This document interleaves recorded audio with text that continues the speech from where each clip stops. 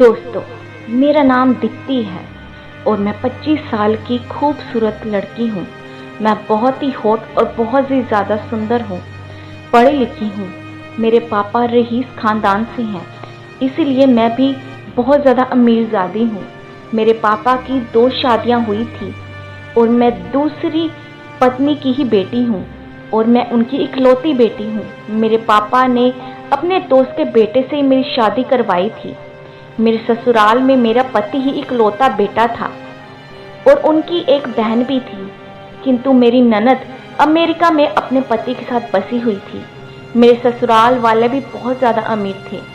उनकी सीमेंट की फैक्ट्री है, चीनी की मिल है और पानीपत में कंबल बनाने का एक कारखाना भी है। अब आप खुद ही अंदाज़ा लगा लीजिए कि मैं कैसे ख़ानदान से होंगी और कैसा ससुराल है मेरा।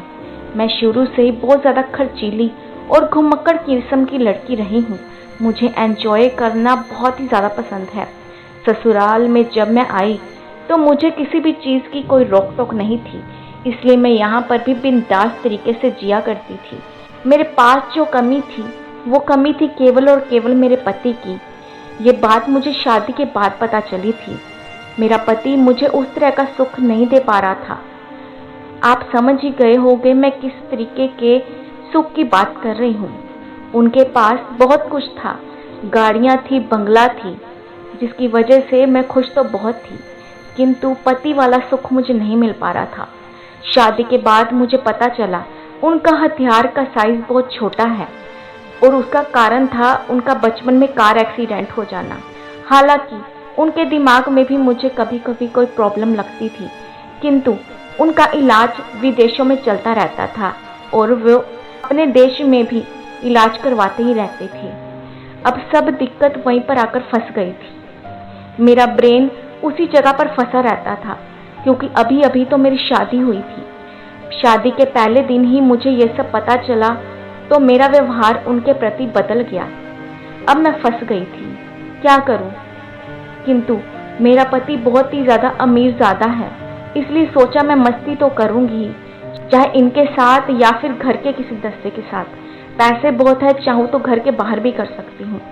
मैंने कई तरीके से अपने पति को रिझाने की कोशिश की थी, किंतु उनका हथियार छोटा था, इसलिए वो मुझे मिठाई नहीं दे पाते थे। मेरे आम उनको रसीले तो लगते थे, किंतु वो मेरे आम का रस पूरी तरह से चख नहीं पाते थे, इसलिए मुझे बहुत ही ज़्यादा गुस्सा लगता था, किंतु मैं उनसे कुछ कह नहीं पाती थी। एक दिन मुझे कहना ही पड़ गया कि पतिदेव, अगर तुमसे ये सब नहीं होता था तो तुमने मुझसे शादी ही क्यों की? तो मेरे पति ने मुझसे कहा कि देखो प्यारी, तुम 15,000 करोड़ की मालकिन हो आगे चलकर। यदि तुम मुझसे तलाक लेना चाहती हो तो तुम्हारी इच्छा है, नहीं तो मैं तुम्हें एक बढ़िया सा आइडिया देता हूँ। तुम मेरे बाप के साथ ये सब कर सकती हो। ऐसे घर की बात घर में ही रहेगी, तुम्हें मज़े भी मिल जाएंगे और तुम्हें घर से बाहर भी नहीं जाना पड़ेगा। तुम्हारा भी काम बन जाएगा और हमारा भी। इस तरह से तुम्हें मज़े भी मिल जाएंगे, तुम माँ भी बन पाओगी और हमारी सारी सेटिंग हो जाएगी। तभी मैं समझ गई कि बात तो ये सही कर रहा है, इससे तो मेरा फ़ायदा ही फ़ायदा है। मेरा दिमाग पूरी तरह से अब सेट हो चुका था कि ये पगला सही कह रहा है। अब तो ससुर जी से ही काम बनाना होगा, इससे मैं माँ भी बन जाऊंगी और घर की बात घर में तो रहेगी और साथ साथ में इस बड़े साम्राज्य की मालकिन भी बनकर रहूंगी। तो मुझे ये सब आइडिया जच गया। दूसरे दिन मेरे पति को वेल्लोर जाना था उनके इलाज के लिए। घर में बस मैं ही और मेरे ससुर जी रहने वाले थे। हालांकि घर में सर्वेंट भी थे, किंतु मेरी सासू माँ घर पर नहीं थी। यह घर बहुत ही बड़ा था। नौकर नीचे वाले सर्वेंट रूम में रहा करते थे और पापा जी यानी कि मेरे ससुर जी फर्स्ट फ्लोर पर रहा करते थे और मैं भी उसी फ्लोर पर रहा करती थी। उस दिन मैंने रात को ही 2 पैग लगा लिए। तकरीबन रात के 11 बज रहे थे। फिर मैं जब नशे में पूरी तरह से चूर हो चुकी थी तो मैं तुरंत ही ससुर जी के कमरे में जा पहुंची। वहां पहुंची तो देखा कि ससुर जी दारू पी रहे हैं और टैब चला रहे हैं। थोड़ा नज़दीक जाकर देखा तो वो इस तरह की वीडियो देख रहे थे। तब मैं समझ चुकी थी कि इनका इंटरेस्ट भी उन बातों में पूरी तरह से है। तो बस फिर क्या था, मैंने समझ लिया कि मेरा काम हो गया। मुझे देखते ही वो मुझसे पूछने लगे कि आखिरकार तुम यहाँ पर क्या कर रही हो। मैंने उनसे कहा कि कि मैं आपसे एक बात करने आई हूँ कि मैं आपको पोता नहीं दे सकती।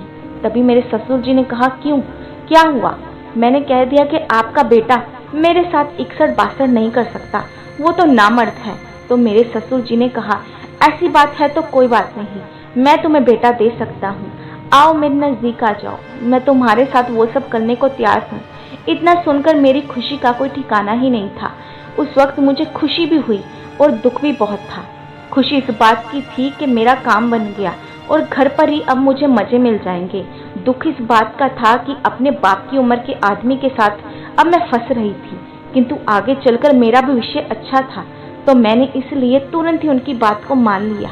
मैं तभी उनके कमरे में आमंत्रित हो चुकी थी, किंतु मैंने सोचा जरा मैं कपड़े चेंज करके आती हूँ। तो मैंने एक सुंदर सी लाल रंग की नाइटी पहन ली थी, जो कि मैंने हनीमून पर पहनने के लिए खरीदी थी, किंतु उस वक्त तो उसका कोई फायदा ही नहीं हुआ था, क्योंकि मेरे पति तो मुझे अपना हथियार देने में असमर्थ से थे। तो आज फिर मैंने उद्घाटन करने का फैसला कर लिया था और आज ही इस मौके का फायदा उठाना था मुझे।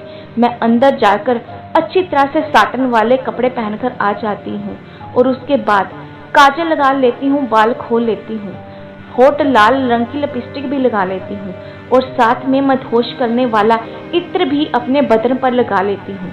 उस वक्त मेरा गोरा बदन चमक रहा था, मानो मेरी आज पहली सुहाग रात हो। किंतु तुरंत ही तैयार होकर मुझे ससुर जी के कमरे में जाना था। फिर मैंने सोचा मैं उनको ही अपने कमरे में बुला लेती हूँ और वो मेरे कमरे में आ जाती हैं। उन्होंने दरवाज़ा बंद कर दिया और वो बढ़ने लगे। वो मेरी ओर निहार रही थी। उनको मैं बहुत ही ज़्यादा ज़बरदस्त लग रही थी। उनको लगा कि मैं तो बहुत ही खूबसूरत हूँ। फिर वो मेरे करीब आ चुके थे। तभी उन्होंने कमरे की बत्ती बुझा दी और साथ में ही कमरे में मोमबत्ती को जला दिया। उस वक्त ट्यूब लाइट बंद थी और लाल लाइट में मुझे बड़ा ही अच्छा लग रहा था। मुझे बड़ी ही अच्छी फील हो रही थी। उन्होंने 2000 वाली गड्डी मेरे सामने रख दी। जब पूरा गिना तो पता चला कि ये तो 2 लाख रुपए हैं। उन्होंने तुरंत ही मेरे हाथ पर रख दिया और बोला, एक काम करो, कल एक हीरे की अंगूठी ले लेना। मैं तो खुशी हो गई कि अभी तो मैंने काम शुरू भी नहीं किया और पहले ही मुझे इनाम मिल गया। अगर मैं आए गए दिन ये सब करूंगी तो ना जाने मुझे क्या क्या मिलता रहेगा। उन्होंने मुझे टटोलना शुरू कर दिया और मैं बाग बाग हो गई। मेरा अंग अंग फड़कने लग गया और मैं होले होले उनमें समाती गई। वो भी मुझे अच्छे लगने लग गए। मैं समझ गई थी कि ये कितने मजबूत हैं। उस वक्त मैं गदगद हो गई थी। उन्होंने भी मुझसे कहा कि आज तो तुमने मुझे बहुत खुशी दी है। मुझे तो मज़ा ही आ गया। जब वो काफ़ी लंबे समय तक ये सब करते रहे तो मुझे बहुत ही अच्छा लग रहा था। उस वक्त मेरे शरीर में झंझनाहट सी हो रही थी और धीरे धीरे मुझे सब कुछ अच्छा सा लग रहा था। जल्दी ही उनकी मोटर पानी देने वाली थी, तो मैंने 2 बार और मज़े ले लिए। जैसे ही उनकी मोटर ने पानी छोड़ा, मेरे आमों का रस उन्होंने दोबारा से पिया और उसके बाद फिर से मज़े लेने शुरू कर दिए। उस वक्त रात के 3 बजने वाले थे और मैंने उन्हें आराम करने को कह दिया। मैंने बाद में उनसे पूछ ही लिया, आपकी तो उम्र बहुत ज़्यादा हो रही है, फिर आपके शरीर में इतनी तंदुरुस्ती कहाँ से आई? तो उन्होंने मुझसे कहा कि मैं शिलाजीत खाता हूँ और एक टैबलेट का यूज़ भी करता हूँ। मैंने पूछा कि आखिरकार क्या आप किसी और के साथ भी संबंध बनाते हो? तो उन्होंने मुझसे कहा कि हाँ, क्यों नहीं।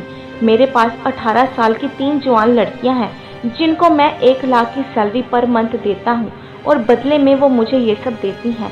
उस वक्त मैं समझ चुकी थी कि बूढ़ा आदमी कोई आम आदमी नहीं है। खैर, मुझे क्या ही लेना था।